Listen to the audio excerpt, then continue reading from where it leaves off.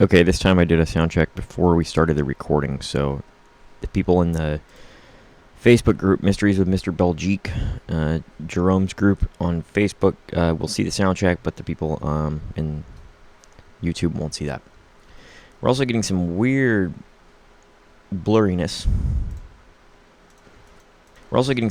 There we go. Okay, let's start. Okay, all right, in ONS News Today, because there have been some developments. Also, you guys can see the new little graphics and things coming together on the show here, but still workshopping how to do that. So, we're going to be calling some people out today, and one of them, at least, is a huge name. One of them, I'm not sure who it is. Now, you can see here on your screen that their name is Jenn with 2 N's. If that's Jennifer Carroll, that's the daughter of Lyman Smith, who was murdered by the Irons. So, you can basically consider Jenn Carroll a victim of the Irons in many ways. Of course, the police attempted to railroad her into a confession using a lie detector, which is talked about on her channel. What is it? Something lawyer. The lawyer's daughter. And that's, of course, a reference to Lyman Smith, who was bludgeoned by Joe D'Angelo to death. Now, I don't know if Jenn is Jenn Carroll, but my assessment of the truth is not going to be swayed by the status of the person making various claims. Okay? So, but realistically, actually, they didn't say anything bad here. Well, they didn't say anything untrue here, but they did say something that I'm going to object to, and we're going to get into it. But first off, this is actually valuable information, which is why it's getting criticized here. The Rodney Miller Ripon Court incident occurred on February 16th, 1977. Joseph James D'Angelo worked on February 10, 11, 12, 13, and 14. There were no police reports filed by him until March 2nd, 1977. So what you're seeing here is D'Angelo is working at Auburn Police Department, and he's... what's it called? He's filing police reports on these days. February 10, 11, 12, 13, 14. He files no further reports until March 2nd. Well, Rodney Miller was shot in the stomach. Why is this open? By an offender that we believe to have been the East Area Rapist on February 16th. And so, and then we'll keep going on this comment. But,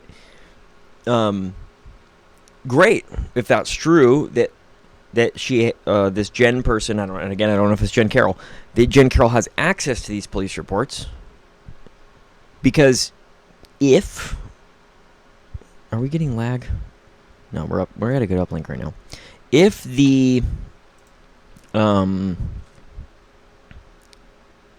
timeline manufacturing here of these police reports is valid, then it's actually very, very valuable circumstantial evidence. Because it would just be one more little piece of the puzzle that ties D'Angelo to the Ripon Court. Jesus fucking Christ, I'm going to kill this fucking computer. Let's see here. What the fuck is going on here? Sorry, we may have some weird shit going on. Let's go, dumbasses. Like 30 seconds. What the fuck, man? This is crazy. This is absolutely insane.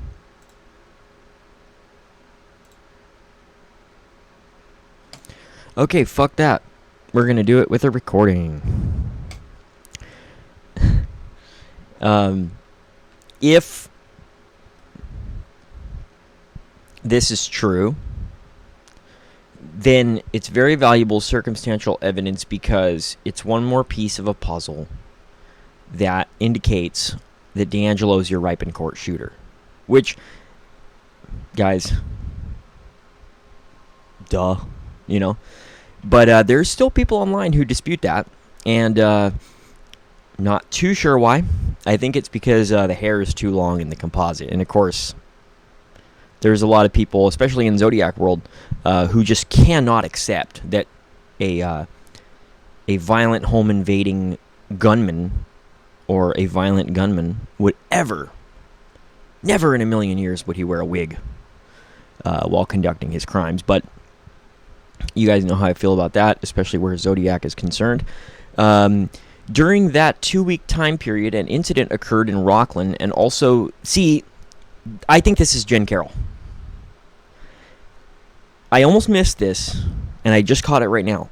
But I think that Jenn Carroll is the one who's really into the Rockland series as being D'Angelo. There's a series of apparently sexually motivated burglaries that happen in Rockland where there's like trinkets and antique firearms that are stolen. I don't know anything about this case or about this string of offenses, but just the mere mention of Rockland seems to suggest to me that this is Jenn Carroll. Okay. And also the PG&E murders took place in Granite Bank. Now, the PG&E murders could very well be Joe D'Angelo. And I believe those are Placer County. But if those are him, I wouldn't be surprised. Because in the PG&E murders, we have two Pacific Gas and Electric workers who pull up to they're leaving leaflets on the doors to notify homeowners that they're going to be doing service shutoffs for gas and electric or whatever. Well, at this house in, I guess in Granite Bay, there's a driveway that's on a decline, and if you stop your vehicle, and you're neutral, whatever, it'll roll down the driveway. And the PG&E truck was found at the bottom of this hill. The two workers had both been ambushed and shot in the head by a revolver. I think it's a .38. So it's very, very Joey, to ambush. And the offender appears to have approached the vehicle from its blind spot, coming along, I believe, the passenger side door, and just ambushed him.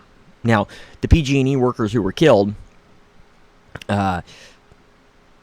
didn't appear to know anything was up, because when the bodies were found, they had been sitting in the cab of the vehicle, and I think that there were a number of indications inside this vehicle that they were either just sitting there doing something, whatever, and someone just snuck up on them and shot them. And we also know that the house where they had left that leaflet in, and again, I don't know a lot about this PG&E case, guys, because it's not canonical. It's not a confirmed East Area Rapist original Night Stalker situation, but it probably, it's very, very reasonable to assume that it might very well be D'Angelo based on these burglary circumstances. But one of these PG&E workers had left this leaflet at the door of this house, returned to their vehicle, seemingly unaware anything was wrong, and then somebody snuck up on that vehicle and ambushed them with a revolver and dumped ammunition through the cab of the vehicle and killed those people.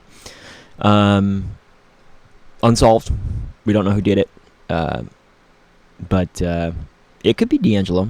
And there's things about it that there was a .22 caliber pistol that was put onto the fireplace mantle at this attack, and some other stuff. The burglary that looked very Joey. And I think if you want to talk about PG&E with someone, you could maybe go to Tony Reed, but we're going to get into him today too, because of course we are. Okay, all the well-known crimes and incidents attributed to D'Angelo fit perfectly into the spreadsheet on dates where he was not working. The spreadsheet will not be published. Are you fucking kidding me? This is why I put... Look, guys, whoever this is, and it could be Lyman Smith's daughter, and nothing changes. Whoever this person is that put this comment, I wouldn't have I might have included it for the Rodney Court thing, or the Ripon Court thing, the Rob Miller, just because I think it's valuable circumstantial evidence to further bolster my widely accepted belief that D'Angelo is the Ripon Court shooter. But why is the spreadsheet not going to be published? What's wrong? What's going on? Is this what we do? We gatekeep in true crime now? Is this how we do invest? I don't care who you are. You could be Lyman Smith's ghost.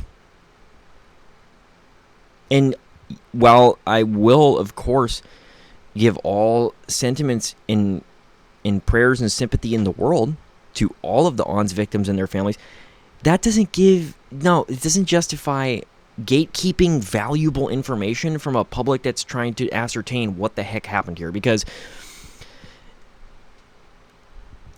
their spreadsheet will not be published. I worked on it with someone else and it took months to complete. Pictures of each police report were obtained, then read, and the info was laboriously typed into the spreadsheet. The police reports are available to the public at a fee. So, not really. I guess you could say the police reports are for sale. And so, if you've bought them all, if you've photographed them all, if you have them all, why are you gatekeeping them? What the heck? So anyway, this is just weird. Guys, if you get valuable information, if you have all of Junk Food Joey's police reports from Auburn on a hard drive, can you be a somewhat half-decent human being and release those police reports for free? Because there's a lot of people who want to sleuth and pore over that data, and case in point, by enumerating the days of his reports and when the gaps occur, we can make pretty good, arguments for D'Angelo either committing or not committing certain crimes. But because apparently only Jenn has the police report and doesn't want to give them to us, anyway, that bothers me. I don't believe in that kind of crap. And it doesn't matter who you are. You could be Paul Holes. And unless it's a matter of public safety or the integrity of an investigation, which isn't an issue anymore because he's been arrested, then you have absolutely no excuse not. And people are going to get mad. People have been getting so mad at some of the stuff I've been saying in Iran's World in the past couple weeks. How is that not a valid point? You're gatekeeping police reports. There's no excuse. There isn't an excuse. I don't care. Now, of course, you could do that. I'm not saying like, arrest her. But do I agree with that? Would I do that? Hell to the fuck no. Okay? Alright, so Sandy Betts is going to be really mad because there's been a lot of swearing in this stream, but that's okay. Let's jump on to the next piece of information news here. And you know what else I want to know is, why did Johnny Hands 1 like this? I guess the ripe in court thing is valuable. But look at how many other cases we could do that with. If you have the police reports in their entirety from D'Angelo in Auburn, and you've already established gaps in his employment during the time of the ripe in court shooting and the time of the PG&E murders, how many more gaps in those police reports are there going to be that are going to either suggest D'Angelo or not suggest D'Angelo? And here's the really scary part, guys. If you are gatekeeping this information and trying to say, oh, it's available to the public, you have to buy it. No, I bought it, I read it. Then what else are you gatekeeping? Because what if, for example, a researcher such as Tony Reed, because he's literally the textbook primary example of absurd crime connecting lately. If you have a hypothesis that this particular crime is committed by D'Angelo, and then you find police reports from the exact time and date of that crime, but then you've chosen not to release it because you don't want it to conflict with the narrative that you've cooked up about him doing or not doing a certain crime. So that's concerning, because who knows what else is in those police reports. So I know I've been really hard on this person, and I think that this person, I think that this person is the daughter of a original Night Stalker victim, and I recognize that. And I'm not saying, this is fucking garbage and none of that. But what I am saying is, like, can you just not do that? Don't gatekeep release the police reports, or I'll just never listen to anything that you say ever again. Now, even the Rodney Miller thing, this has to be fact-checked now. Every single thing in this comment now has to be verified and fact-checked, because guess what? OP won't release the proof. Okay, let's move on from that. Let's just stop getting mad at Lyman Smith's daughter and move on to the... All right, here we go. Now we're jumping in. Now we're going to tear some shit down. And people are mad right now at me in this community. I don't care. Here you go. So, recently, Tony Reed of 122675 released a podcast on the Maggiore double murder. And I was really excited at first. I was like, oh my gosh, a whole new episode on the Maggiores. Went to it and everything. And then they started saying the most outlandish nonsense that I've ever heard in my whole entire life. And that's really saying something. And I couldn't take it. I couldn't even take the episode seriously. There should have been hints that it was a nonsense episode, because it was written with AI dialogue and AI voices, which I don't get. It just is. That's just laziness. I don't care what anyone says. But bit the bullet on that. Went, okay, let's listen to this Maggiore thing. And as I was watching it, we're just going to attribute everything he said in this podcast to Tony Reed, because it's on his website. It comes from him as an official. So it's Tony Reed. Well, Tony Reed says that D'Angelo was attempting to abduct Brian and Katie Maggiore. What's his proof? There was a shoelace found at the scene. So, clearly, you guys... Look, normally in a situation like that, I would be like, is this person stupid? But that's not the case. In this case, it's intellectual dishonesty, because Tony Reed, and this is an opinion, but Tony Reed is trying to push a narrative that D'Angelo did a lot of abductions. Specifically, he's attempting to push that narrative because of Jennifer Armour and Donna Richmond, and he might very well be right. Maybe D'Angelo did kill those two.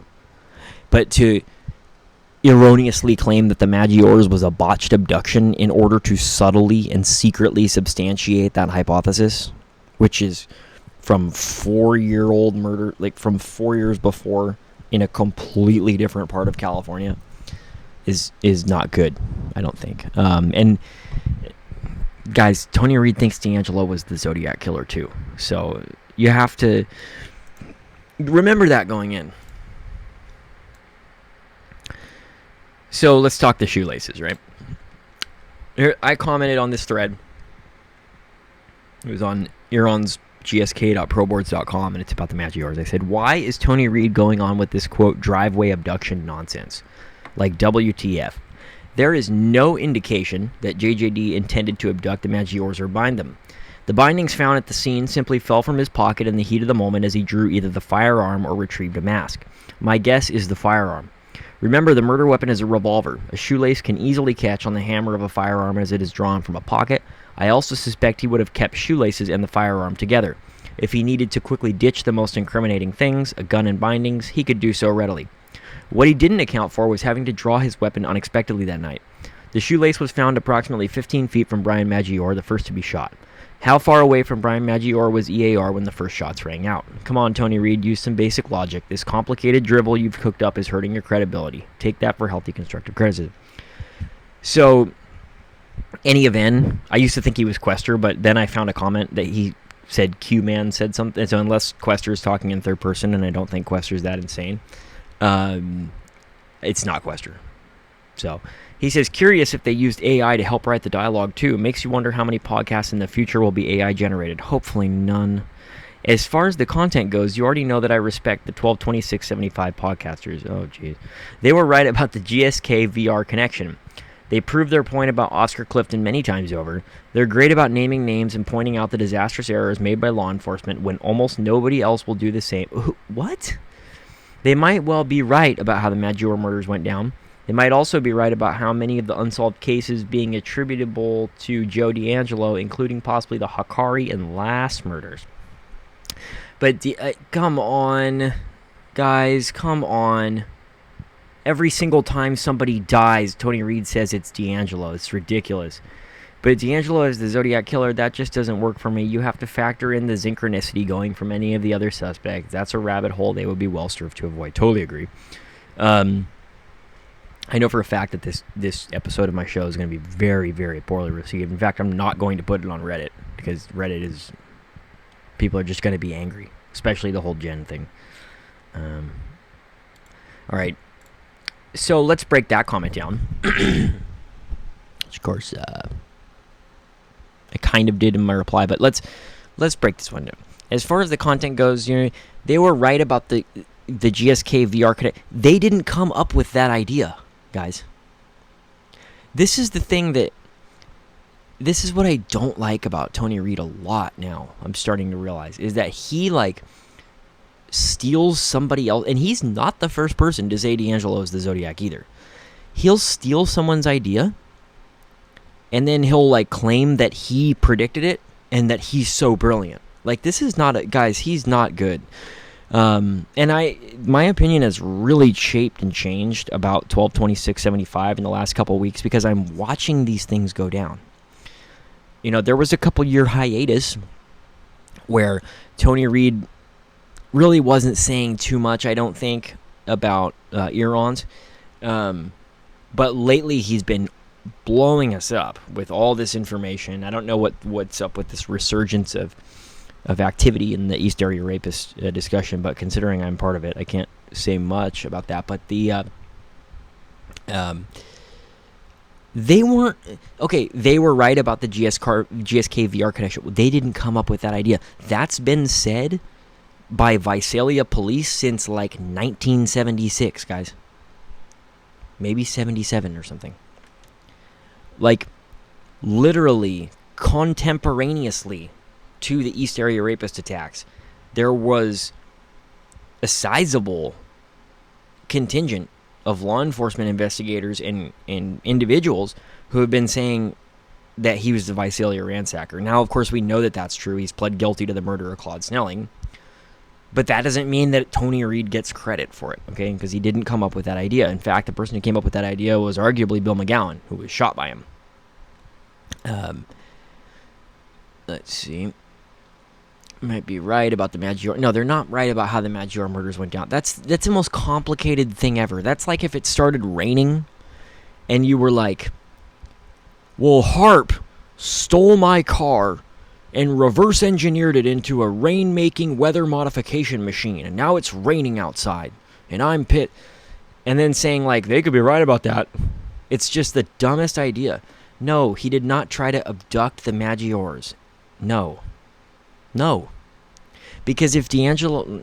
I'm not going to give you a hypothetical. I'll give you one alternative hypothetical explanation for how D'Angelo might have wanted to kidnap the Maggiores, which I don't think he did. Why wait on La Alegria Drive? What? Because that's a considerable distance from, relatively speaking, from where the Maggiores live. So if he knows their schedule already, which I don't think he did, he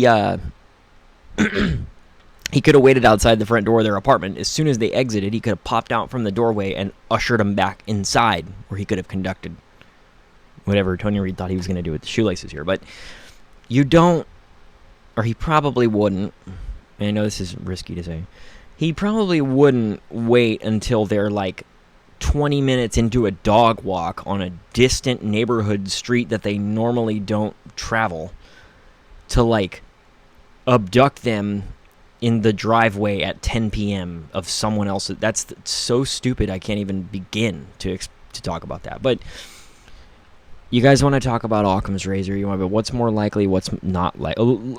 Here's what's more likely. The shoelace fell out of his pocket. And that's, of course, what basically the rest of the sane world thinks that.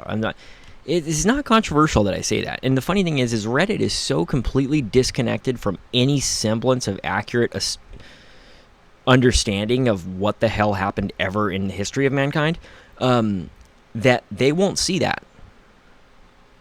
Tony Reed is being held... Guys, it gets worse every day with Tony Reed. It really does. It gets worse every day.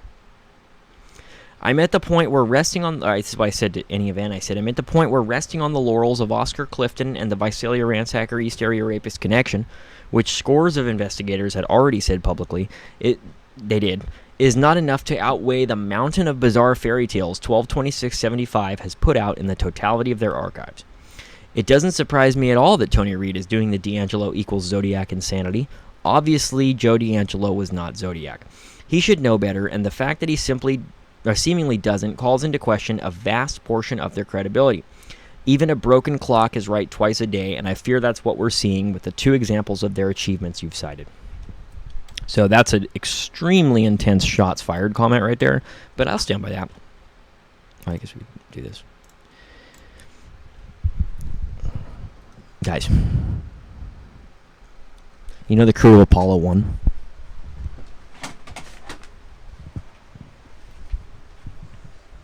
Gus Grissom, Ed White, and Roger Chaffee killed in the launch pad fire on January 27, 1967.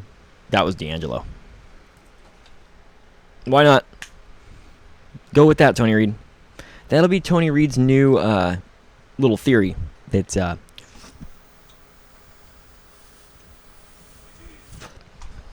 that the crew of Apollo 1 got murdered by the EAR.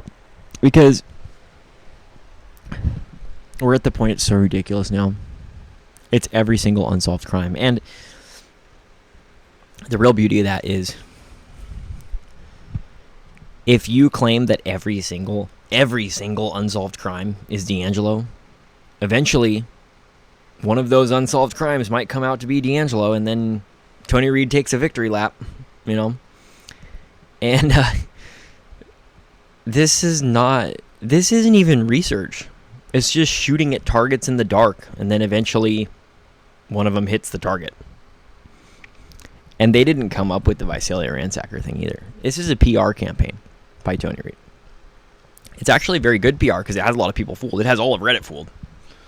You know, that's why I could post this video on Reddit, but people would fucking flip their shit, guys. They would be so mad. It's like crazy how mad they would get if I put because they would be like, "How dare you? Tony Reed is king." And meanwhile, he's just dropping tabs of acid and just saying more and more ridiculous things in a meth psychosis. It's like crazy. Like Donna Lass. Fucking seriously? Seriously? Donna Lass. Are you fucking kidding me? Wasn't the skull intact? Not that that matters, because Tony Reed thinks that he does strangulations and stabbings too. So, oh, fuck it, why not? You know. There's a lot of crap going on.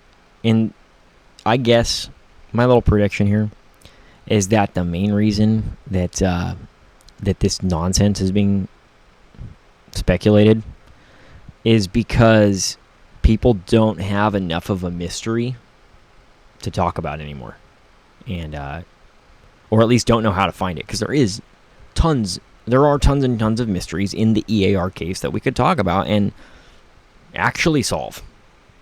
For example, where is the Harrington murder weapon? Where is the Manuela Bethune murder weapon? Where is this? Where is that? Like, these are things that are actual questions, valid questions.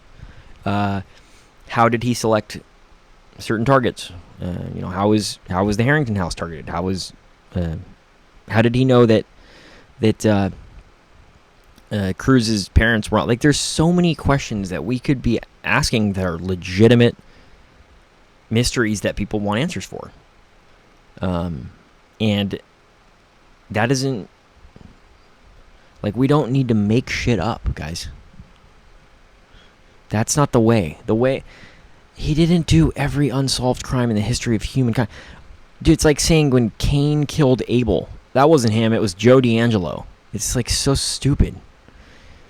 And that's the case. Like, guys, have they said anything impressive anymore? I'm starting. Dude, what if Oscar Clifton... Like, I don't think Oscar Clifton was guilty. But if Oscar Clifton was guilty, then that's like the nail on... Like, they haven't done anything right. You know, and people are going to get so mad for that. How dare you? What a Tony Reed. Guys, I actually did a stream recently where I said Tony Reed says some sneaky shit online. And I actually demonstrated that Tony Reed is being dishonest directly in his claims, because he attempted to social engineer me into some crap, and he was saying that like he was talking about an unsolved Sacramento rape from like 1979 or something. He was like saying, "Oh, it's D'Angelo," and he sprinkled in some scientific techno babble, mumbo jumbo jargon in that to like make him seem like he knows what he's talking about, and to also lie, basically, about what or what not was found at the sac rape. But and yeah, I mean, if that thing really happened, and I think it did, because I think Sacramento has the medical records that they won't release. If that really happened, yeah, maybe it is Joey. It could very well be junk food Joey. But what do his serology factors have to do with this rape when the rape's medical records weren't real? It's so stupid. And Tony Reed was trying to trick me. And unfortunately for him, I can read English. So that didn't work well for him. So demonstrably, he's a dishonest person. Go watch my video. Tony Reed says sneaky shit online, because that's exactly what he was doing, saying sneaky shit online. And so this new Maggiore thing is oh my goodness, you guys, there is so much. I have to like watch the episode. I don't want to, and just pick it apart piece for piece, because this guy is just so ridiculous, Tony Reed.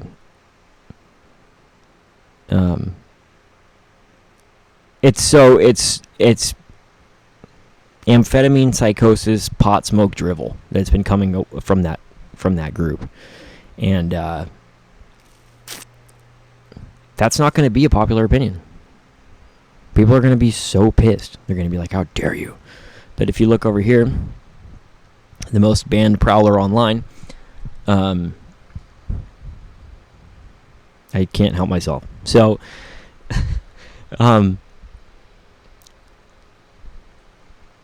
look, someone can be an unfortunate victim worthy of sympathy, such as Jenn Carroll, and she is completely. Her dad was murdered by this dirtbag. And also haven't even confirmed that Jenn on Pro Boards is Jenn Carroll. I just think it is. I could probably fact check that or not. But they can also say crazy shit. You understand? So just because you, like, when you go online and say crazy shit in a murder investigation, you open yourself up to criticism.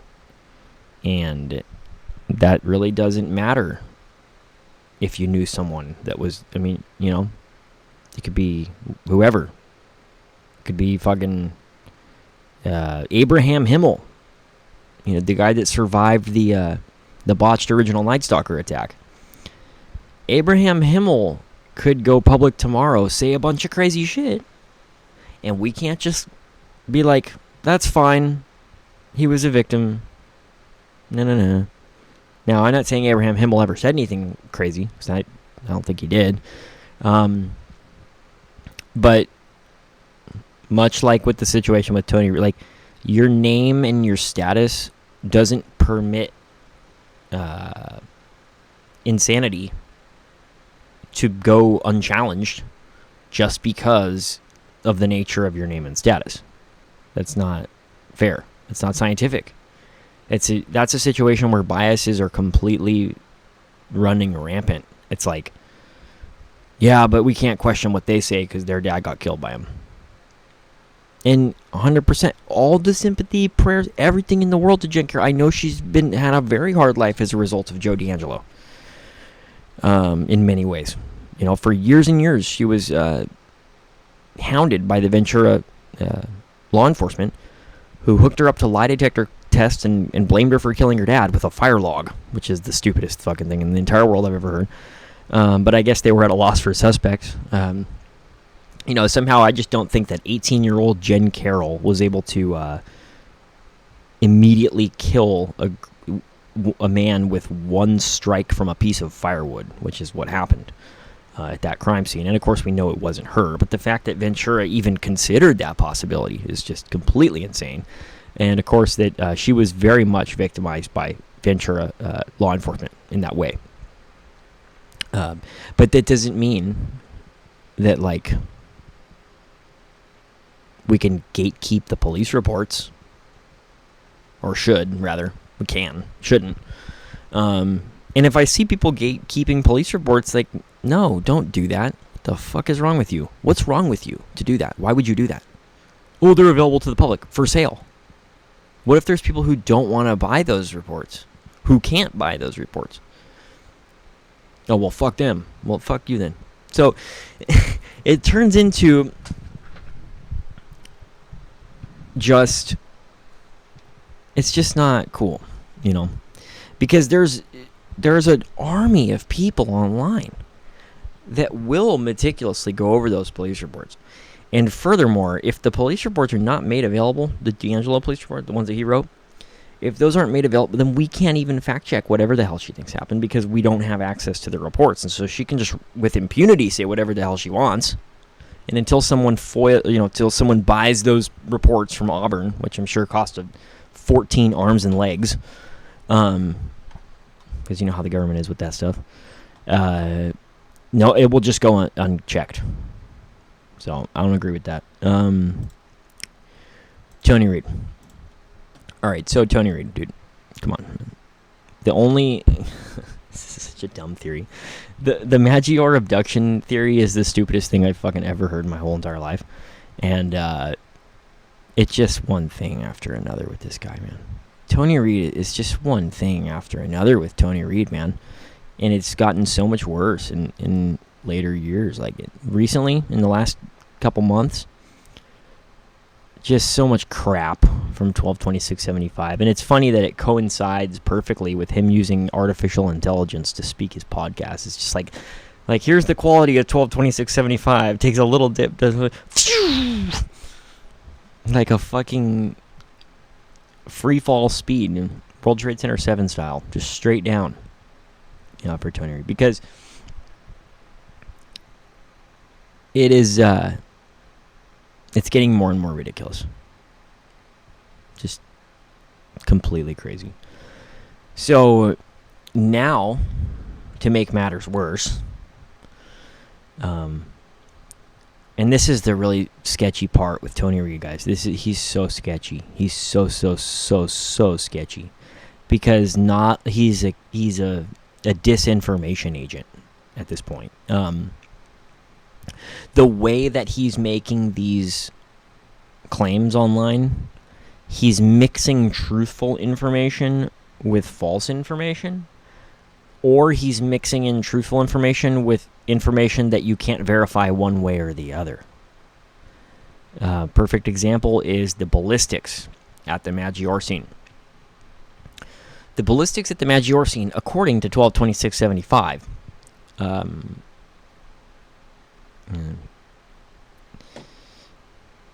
demonstrates that the slugs which were pulled from Katie and Brian Maggiore and were fired that night on La Allegria, La Gloria, whatever the address is something like La Allegria, but the slugs that were pulled from them have the same number and the same direction of lands and grooves as the bullets that hit Claude Snelling in Visalia. Now, I've always just taken that claim at face value, and I hope that it's true, because it's a really fucked up, blatant lie if it's not true. And unfortunately, because of recent events, I don't know if it's true anymore. But now, and so let's say that's true. Now, in the recent Maggiore episode, the way that the dialogue is written in that episode makes it sound like it's a lot more definitive, a lot more obvious, and a lot more conclusive that the murder weapon is the Claude Snelling murder weapon. Do I think it's the Snelling murder weapon? Yes. Do I know that? No. Would I lie to make it seem like that? Or alter information or offer information that can't be verified in order to bolster that narrative? No. I think it is the Snelling murder weapon, though. Just based on some... That's the main thing, is the lands and grooves. But there's also the whole fact that it's a revolver with a wooden handle that's poking out of the waistband of the offender who is fleeing the Maggiore scene. But the problem is now, because of all the other stuff that Tony Reed says of extremely dubious nature, now I don't even know whether to accept the lands and grooves claim anymore. I hope that I can.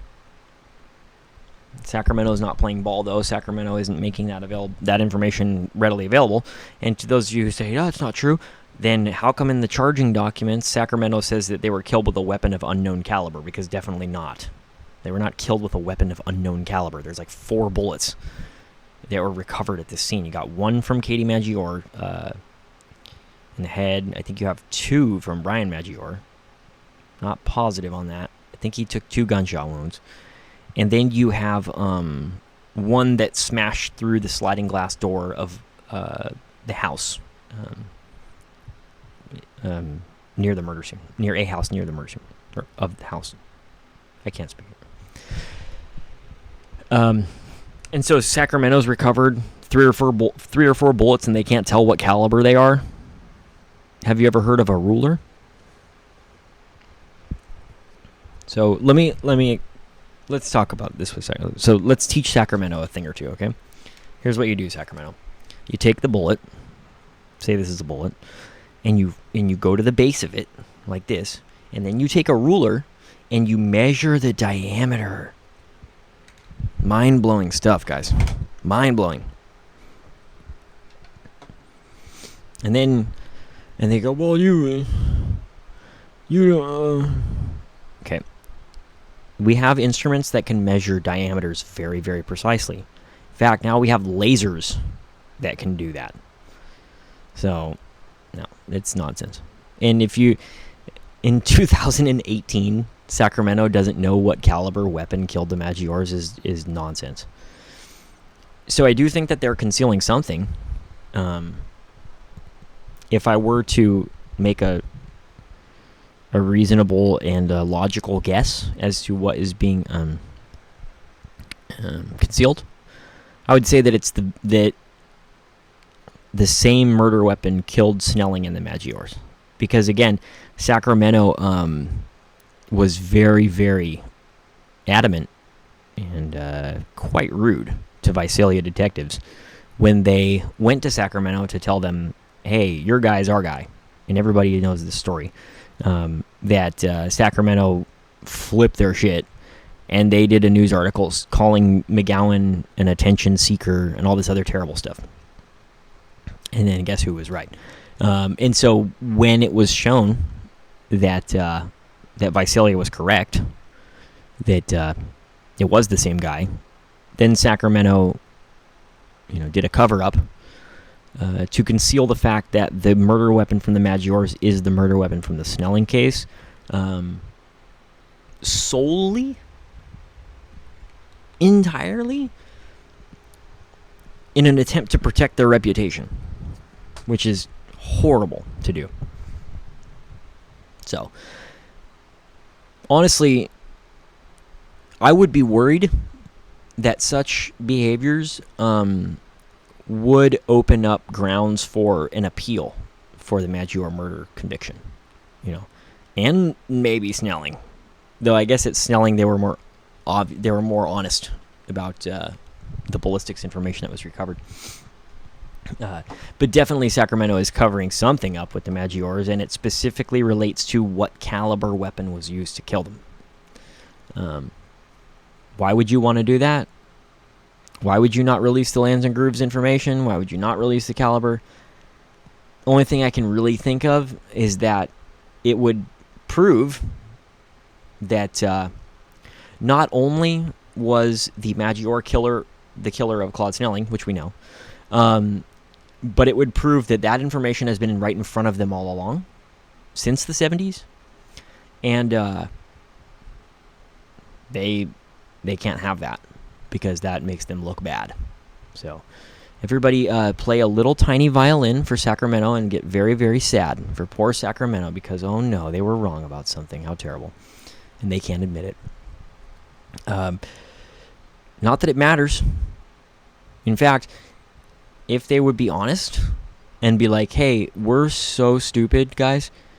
We found out back in 1978 that the weapon that killed the Maggiores was a rare model firearm of which only 4,500 were produced in Japan and then sold in America. And if they did that, that would be okay. Be like, okay, that's fine. You guys, I know you called out Visalia, whatever. But if you continue to lie to make it look more acceptable when you called Bill McGowan a, quote, attention seeker, which is disgusting. He got shot by the guy. He knows more about the guy than anyone in Sacramento apparently did at the time. And in fact, guys, Bill McGowan almost solved the case, supposedly. That's a controversial assessment, but McGowan probably came closer to identifying the East Area Rapist than anybody else did. And of course, Tony Reed will freak out because he'll say that he did that. Guys, this is so whack. It's such a whack situation. Tony Reed thinks that he almost caught EAR. Or at least says that. He says that he was convinced that the ransacker was an Exeter police officer or an Exeter resident, and that he was going to consult the records of who the Exeter officer might have been. Of course, he made this claim after D'Angelo was caught, and then he says, we have the receipts to prove it. Then how come you didn't catch him? Because, guys, there were 7 cops in Exeter. There were like 7 cops. There were 7 or 8. D'Angelo was either the 7th or 8th police officer on that team. The whole department in Exeter. And, drumroll, he was the burglary task force leader. So, if you have narrowed down the potential identity of the East Area Rapist to being an Exeter police officer, the case is solved. Solved. Guys, solved. Because let's say that Tony Reed's supposed receipt claim, we're going to call this the receipt claim. The receipt claim is basically where Tony Reed says that he was about to, or he was looking into Exeter law enforcement officers for the identity of the AR. If he was really doing that, like he claims, before the arrest of D'Angelo, then he would have caught him. Because D'Angelo was the leader of the burglary task force. He has a lantern jaw, and he has a Roman nose with a distinct, if you turn this way, a distinct thing going like that, right? Well, so Tony Reed says that he looked through the yearbook photos or the photos of the police officers in Exeter. This is the craziest thing. So Tony Reed's like the first guy in modern history to look at Joe D'Angelo's picture, supposedly. He saw the photo, and he supposedly ruled him out because he thought he would be too swarthy based on his last name, D'Angelo. Guys, I'm going to put a picture of D'Angelo on the screen. I'm going to put the picture of D'Angelo on the screen, if I can find it. Dude, Tony Reed is just bad news. Don't listen to anything that guy says anymore. This is getting ridiculous. Junk food motherfucking Joey. Let's see if I have it. I know I have it somewhere. I'm just not sure where. I think it's probably saved as like D'Angelo or something. Let's see. This'll work. This is the Iran surfer dude comparison. I'm not, just ignore the composite on the right because it's not relevant. So Tony Reed looked at this man's picture and ruled him out as the EAR because he thought, based on his last name, that he would have been too swarthy.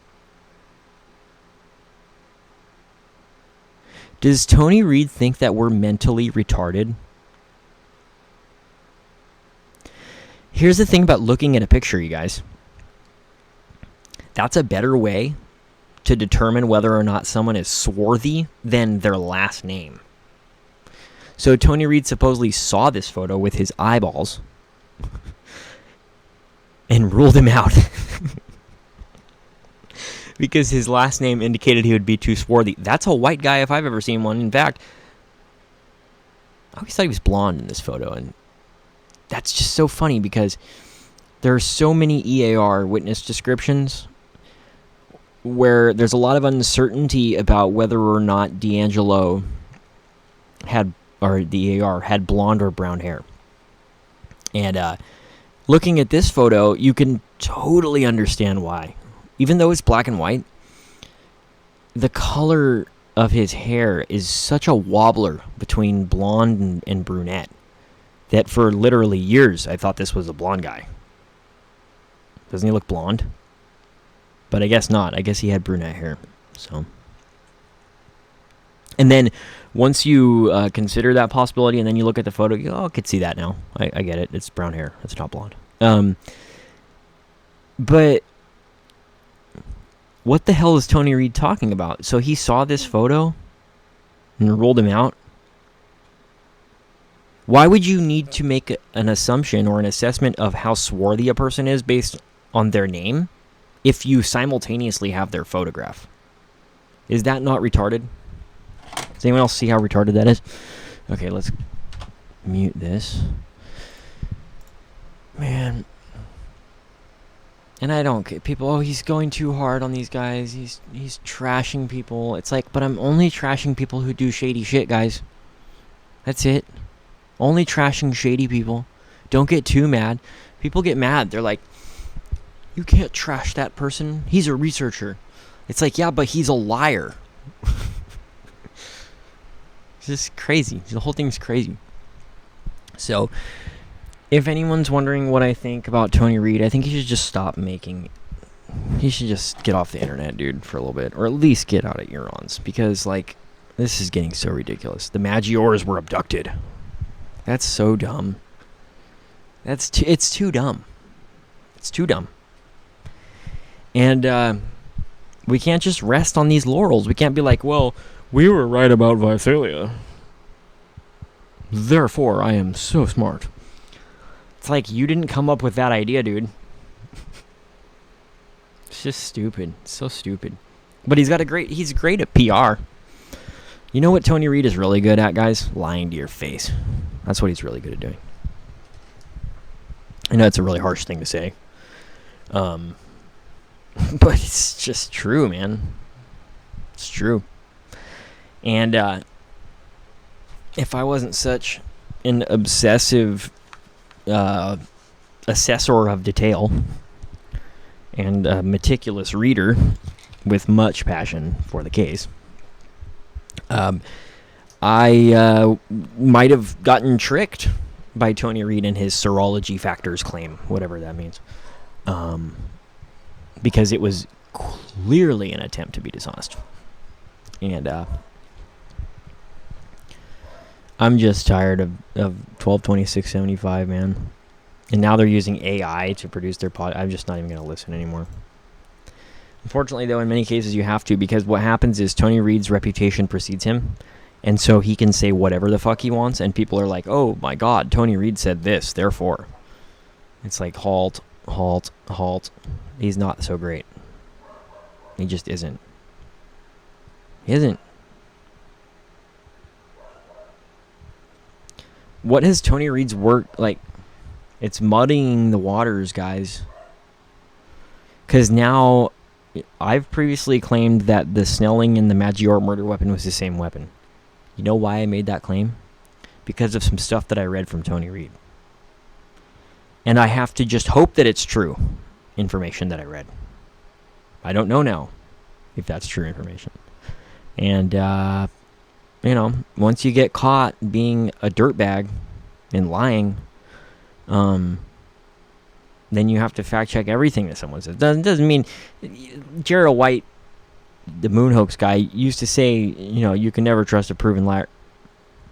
I mean, yeah, kind of, that's true, but it doesn't mean everything he says is false, because a lot of the best liars in these fields mix truth with falsehood, and they do that on purpose so as to make it harder to detect their lies, which is exactly what Tony Reed has been doing.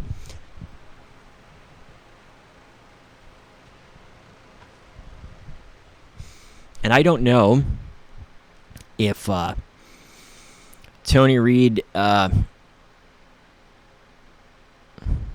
a bone to pick with law enforcement, or like what it is specifically that's getting him to act like this. But let's make this bigger. Let's ban Prowler. It's a shit show, guys, right now. So I'm gonna put this to YouTube and then to I have to edit out that rant. It's okay though. I'm gonna put this to YouTube and drop this a couple places. I'm hesitant to put anything on Reddit or pro boards anymore, especially things of this severity of shots being fired, because this is very rare that I go on and just completely eviscerate people's entire professional reputations. But I will put it on some things, and when I see more crap come out, and I'm sure Tony Reed will do it again, he does it all the time, and then I'll tackle it head on. But guys, he's not good, guys. Tony Reed's not good.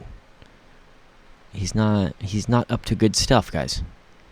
He's up to weird, resentful shit, making shit up, lying about things, and just because he was on the correct side of the debate about Visalia Ransacker, didn't even invent the theory, didn't even invent the hypothesis, but supposedly claims credit. It's insane. Just because he was on the right side of the debate doesn't mean that he gets to just go around saying whatever he wants and lying to your face. And that's what he's been doing. And I will tear that down when I see it. Okay. Bye.